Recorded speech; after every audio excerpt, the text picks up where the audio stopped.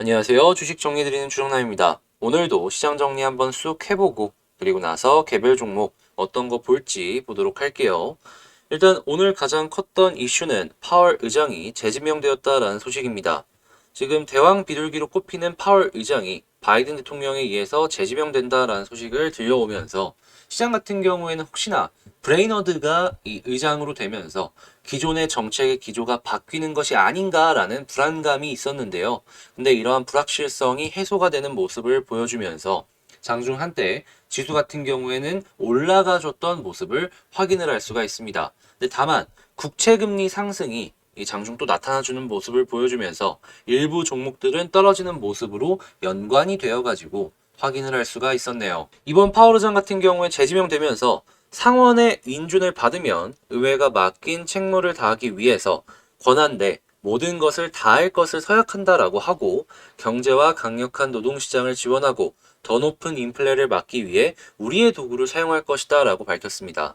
기존에 이제 비둘기파적인 모습을 많이 보여주긴 했지만 이 노동시장과 인플레를 막기 위해서는 이 파월 의장의 의지를 확인을 한 것이 아닐까 싶은데 그래도 이제 워낙 비둘기적인 모습을 많이 보여줬기 때문에 이제 금리 인상은 정말 미루고 미뤄가지고 나중으로 연결을 하지 않을까 싶습니다. 그리고 이제 바이든 대통령이 현 파월의 통화 정책을 지지한다라고 이제 보여진다라고도 해석해 볼 수 있어가지고 현 파월의 정책적인 기조와도 연결해가지고 생각을 해볼 수가 있을 것 같습니다. 자, 그리고 이번에 전미부동산협회에서 발표한 10월 기존 주택 판매 지수 같은 경우에는 전월 대비 0.8% 상승하면서 예상치를 상회하는 모습을 보여줬고요. 국제유가 같은 경우에는 오펙 플러스의 원유 증산 재고 일정 속에 76.75달러, WTI 기준으로 76.75달러를 기록을 하면서 1.07% 상승 마감하는 모습을 보여줬습니다. 미국 채권금리 같은 경우에 10년물 기준으로 1.6296%로 0.0808 정도를 상승을 하는 모습을 보여줬는데 아시겠지만 채권금리 올라가게 되면은 은행 쪽이 같이 엮여가지고 움직이는 모습 보여주잖아요. 은행 쪽 주목해 보시면 좋을 것 같고 달러 인덱스가 급등을 하는 모습을 보여주면서 지금 원 달러 역시도 일부 상승을 하는 모습을 확인을 할 수가 있습니다. 원달러가 상승하면 당연히 외국인 매도도 어느 정도 조심을 해서 봐야 될 필요가 있기 때문에 만약에 원달러가 계속해서 올라가주는 모습을 보여주게 된다면 외국인 수급이 어떤 식으로 연결이 될지 지켜보시면 좋을 것 같고요. 그리고 금 가격은 달러가 올라가면서 하락하는 모습이 나왔다는 걸 확인을 할 수가 있습니다. 지금은 이 돈들이 금이나 여러 부분에서 달러 쪽으로 이동을 한다라는 걸 알 수가 있는데요. 결국에 이것도 다시 회전을 할 겁니다. 그게 어디로 갈지는 향후 이제 지수를 보면서 증시를 보면서 하나씩 체크를 해봐야 될 것 같네요. 자, 그리고 위안화 가치 같은 경우에는 현재 6년 만에 최고치를 찍었다라고 합니다. 위안화 같은 경우에는 중국 입장에서는 올라가면 안 좋아요. 수출 주도의 국가이기 때문에 수출 경쟁력을 위해서라도 위안화 가치가 어느 정도 안정이 되는 걸 원할 텐데 지금 투기성 자본들이 이 위안화 가치를 흔들고 있는 것으로 판단을 한지 정부에서 그 부분들을 좀 막아라, 제한을 해라라는 지침이 내려왔다라고 뉴스가 나왔습니다. 그리고 물류대란 피크아웃에 대한 얘기가 나오고 있어요. 이 해상 운임이 지속적으로 미국 한정해서 떨어지고 있는 모습이 보여지고 있다라고 하는데 해운 업종 같은 경우에 특히나 이 미국 쪽에 노선을 갖고 있는 기업들 같은 경우에는 실적이 떨어질 수밖에 없는 그런 상황이다라고 볼 수 있겠죠. 하지만 그 이외의 몇몇 지역들, 몇몇 스팟들 같은 경우에는 지금 수준, 높은 수준을 유지할 가능성도 있으니까 이거는 기업별로, 노선별로 좀 다르게 해석을 해보는 이 필요성이 필요하다. 이렇게 말씀을 드리고요. 중국 같은 경우에는 적극적인 석탄 지원 속에서 이 발전이 점차 정상화로 연결이 되고 있다라고 나오고 있습니다. 그렇다라는 얘기는 중국에서 수출하고 있는 소재의 가격 안정으로 연결을 해볼 수가 있다라는 것이겠죠. 자, 그리고 이런 얘기가 나왔어요. 반도체 피크아웃 우려를 심화시킨 모건 스탠리에서 반도체 시장이 생각보다 춥지 않다라는 리포트가 나왔습니다. 그렇다라는 얘기는 뭐냐 하면 반도체 시장이 우리가 예상했던 것보다 더 괜찮게 흘러가고 있다라는 얘기인데 그래서 삼성이랑 하이닉스가 올라가고 있다 해석해 볼 수 있겠죠. 그리고 오히려 지금 반도체 쪽으로 파운드리 시장이 점점 이제 과열되고 있는 모습도 보여주고 있어가지고 연결이 되어 있는 부속품들이나 소재 관련주들은 매출이 오히려 올라갈 가능성이 높다라는 얘기들도 나오고 있거든요. 그러면 관련주들 지금부터 다시금 사이클이 돌아갔고 올라가는 것도 생각을 해볼 수가 있겠죠.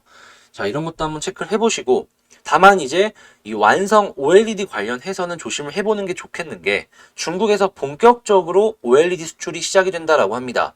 퀄리티의 차이는 있겠지만 애플에 이 특히나 중국의 특정 회사가 OLED 패널을 납품을 한다는 이 소식도 들려왔었잖아요. 결코 무시를 할 수 있는 상황은 아니니까, 저런 상황이 진행이 되면은 한국 쪽의 몇몇 업체들, 특히나 LG 디스플레이 같은 경우에는 큰 타격으로까지 연결이 될 수 있겠구나. 요거 생각을 하시면서 보셔야 될 것 같습니다. 치킨 게임이 다시 한번 일어날 수 있는 거니까 요거는 정말 조심을 해야 될 것 같네요. 자, 그리고 내일 FOMC 의사록이 공개가 될 예정이고요. 개인소득이랑 개인 소비 지출이 내일 발표가 될 예정이니까 이 지표들 그리고 의사록에서 어떤 내용들이 있는지 요걸 보면서 향후 전략을 대응하면 좋을 것 같습니다. 자, 이렇게 시장 정리 한번 싹 해봤는데 구독, 좋아요 한번 눌러주시고요. 그 구독 옆에 알람 있잖아요. 그 종 모양 그거 눌러주셔가지고 알람 설정까지도 해주시면 좋을 것 같습니다. 자, 그러면 개별 종목 한번 보도록 할게요. 자, 제가 이번에 가지고 온 종목은 한국 BNC입니다. 이게 갈까 말까 하면서 마지막 한 끗이 어떻게 안 되는 모습을 보여주고 있는데, 지금 상황에서 우리는 어떤 걸 봐야 될지, 지금 위치는 어떤지 최대한 객관적으로 한번 분석을 해보도록 하겠습니다. 시장에 뉴스가 나온 게 뭐가 있나 체크를 해봤는데 계속 얘기를 했던 특별한 거 없는 뉴스들이라 오늘은 읽어보지 않도록 하고요. 수급 보면서 차트 쪽으로 바로 연결해서 말씀을 드려보도록 하겠습니다. 자, 일단 한국 BNC 같은 경우에 어제 많이 샀어요. 그죠? 양봉이 나오면서 샀단 말이죠. 그렇다라는 얘기는 이게 누군가는 이 위치가, 아래쪽의 위치가 상당히 매력적으로 보여졌기 때문에 이런 매수세를 연결을 했다라고 해석을 해볼 수가 있을 것 같은데, 이게 어제 이 매수한 게 이거 쇼 커버링인가 싶기도 하고, 그러니까 공매도를 친 거를 어느 정도 돌려놓기 위해서 사는 그러한 이제 시도라고 하죠. 쇼 커버링. 네이버 보면은 저보다 더 자세하게 설명이 되어 있습니다. 아무튼 이 쇼 커버링이 아닌가 싶기도 하고, 그러면서도 보통 이러한 모습이 나온 다음에 올라갔던 상황이 많이 나오곤 했거든요. 근데 한 번 말고 양봉이 2번 연속으로 되었을 때, 수급이 2번 연속 빨간색으로 모양이 보여졌을 때 그 다음날에 올라가는 경우가 좀 있었던 걸 확인을 할 수가 있었어요. 그래서 사실은 오늘 어제 이 수급창을 보고서 조금 기대해 볼만 하지 않나 싶었는데 11선 뚫나 싶더니 또 못 뚫고 떨어지는 모습으로 연결이 되고 있네요. 참 사람 애간장 기가 막히게 녹이고 있죠. 그래도 혹시 모르니까 만약에 오늘 장 끝나고 나서 외국인과 기관이 플러스로 끝나주는 모습 보여주면요, 한번 그 다음날 기대해 보도록 합시다. 예상치라고 보여지는 게 지금 900인데 충분히 플러스로 돌릴 수 있다라고 생각하거든요. 아직 몰라요. 네, 아직 몰라요. 장 끝나고 나서 이거 확정치 보고 나서 다음날 전략은 하나씩 세워나가면 좋을 것 같고요. 자, 지금 위치를 최대한 객관적으로 생각을 해보자면 추세가 꺾이는 그림이에요. 그냥 쭉 떨어지는 그런 상황이다라는 거예요. 근데 반전을 기대를 하기 위해서 하나씩 시그널이 나오고 있다라고도 이제 볼 수 있거든요. 신규 매수를 지금 생각한다? 그거는 조금 이른 자리긴 하지만 물렸다면은 한 번 정도는 올라가는 거 기대해 볼 수도 있는 그런 상황이 지금 위치다라는 거예요. 그러면 지지 라인은 어디 있냐? 월봉을 봐야지 그나마 보여요. 월봉상에 10개월 선, 핑크색 선이 아래서 지지받아주는 거 보여지고 있죠. 근데 이거 말고 지지 라인이 있냐? 주봉으로 봤을 때도 없고, 연봉으로 봤을 때도 없고, 일봉으로 봤을 때도 없어요. 근데 이거 파란색 선이 있지 않냐? 15,000원이에요. 여기서 10% 이상 빠지는 겁니다. 이게 종목이 워낙 가파르게 올라가다 보니까 이거 별거 아닌 것 같은데 10% 이상 나는 거예요. 여러분 마이너스 10%더 보고 싶으십니까? 그래서 지금 위치가 어떻게 보면 진짜 마지노선 중에 마지노선까지 떨어져 있는 상황이다 라고 생각을 해볼 수가 있는 거예요. 여기서 더 빠지면은 10% 이상 더 빠지는 거예요. 자, 그러면 지지라인 여기 있다라는 걸 알고 만약에 떨어진다면 15,000원 부분까지 빠질 수 있다라는 건 알 수가 있는 거, 요거 일단 첫 번째 이 경우의 수다라고 생각을 하고요. 약간 이탈했다가 올라가는 경우일 수도 있으니까 오히려 그런 그림 나오면은 개미 털기 이후에 올리는 거니까 좋다. 이런 식으로 봐도 되겠습니다. 근데 이제 마음고생 생각을 하면은 그런 모습 자체가 안 나오는 게 가장 베스트겠죠. 자, 그리고 올라가게 된다면 이 바로 위쪽에 저항을 생각을 해야 되는데 저 위에 있는 거 다 패스하고 그냥 바로 위에 있는 저항 두 가지만 말씀을 드리면 첫 번째 11선, 두 번째 21선이 되겠습니다. 11선 같은 경우에는요, 저는 이게 진짜 핵심이다라고 생각이 드는 게 요즘 더 그렇게 생각이 드는데 한 번, 두 번, 세 번, 네 번, 다섯, 여섯, 일곱, 여덟, 아홉. 그러니까 제가 몇 가지는 그냥 뭉탱그려 갖고 이렇게 말씀을 드렸는데 거의 10번 이상이 11선에서 저항을 맞고 떨어지는 그림을 보여주고 있어요. 그리고 과거에 11선을 뚫고 그 위에서 자리를 잡았을 때 올라가는 모습도 볼 수가 있었단 말이죠. 이번에도 여기처럼 우하향하는 11선을 뚫고 올라가주는 모습을 보여주게 된다면 21선 부근까지 한 번 정도 올라가는 거 생각을 해볼 수가 있지 않을까 싶어요. 그러면 21,000원이면요. 여기서 10% 정도 올라갈 가능성이 있다라는 거예요. 10%. 비어있는 공간을 노려보는 매매로는 충분히 괜찮겠죠. 근데 중요한 건 21선은 11선보다도 더욱더 강력하게 이 종목을 누를 가능성이 있다라는 것이죠.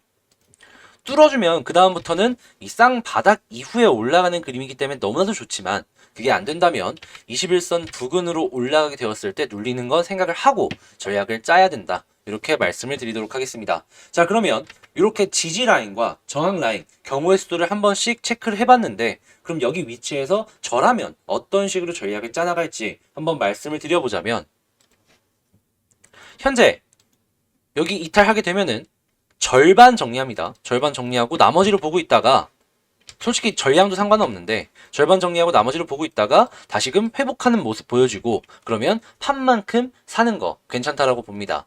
자, 그리고 11선 돌파하고 자리 잡는 거 완전히 확실하게 보여지면 종가 기준으로 말씀을 드리는 거예요. 그럼 여기서는 일부 물량을 들어가 가지고 21선 부근까지 한번 노려보는 것도 괜찮다라고 생각을 해요. 근데 위로 올라가는데 다시 떨어지는 경우일 수도 있으니까 위에 샀는데 짧게 바로 11선 이탈한다? 그러면은 산 만큼 파는 거예요. 이런 식의 전략 대응이 굉장히 필요한 자리가 여기다라고 저는 생각을 해요. 한 번씩 떨어졌을 때, 야, 이게 말도 안 되게 떨어지는 폭이 크다 보니까 좀 빠른 대응이 굉장히 필요하지 않나 싶어요. 그리고 올라가게 된다면 21선 부근에선 그냥 기계적으로 절반 정리하고 나머지로 조금 더 지켜보는 전략을 펼치지 않을까 싶네요. 혹시나 진짜 21선 타고서 쌍바닥을 그릴 수도 있는 거니까 말이에요. 그래서 이러한 식으로 한국 BNC 제가 바라보는 전략 대응 방법 그리고 이 위치는 어떠한 상황인지 최대한 객관적으로 분석해 본 것들 정리를 한번 싹 해봤는데 도움되셨다라고 생각을 하신다면 구독, 좋아요 한 번씩 해주시고요. 저 멤버십 오픈하신 거 아실 텐데 관심 종목 10개 채워가지고 넣고 빼고를 하고 있거든요. 궁금해 하시는 분들 같은 경우에는 수급 들어오는 거 위주들로 말씀을 드리니까 멤버십도 한번 고민해 보시면 되겠습니다. 뭐 이거는 안 하셔도 상관이 없는 거니까 아, 이런 게 있구나 정도로 생각을 해주시면 되겠네요. 그러면 저는 다음에 더 좋은 영상으로 다시 찾아뵙도록 할게요. 이상 종목 정리해드리는 주정남이었습니다. 감사합니다.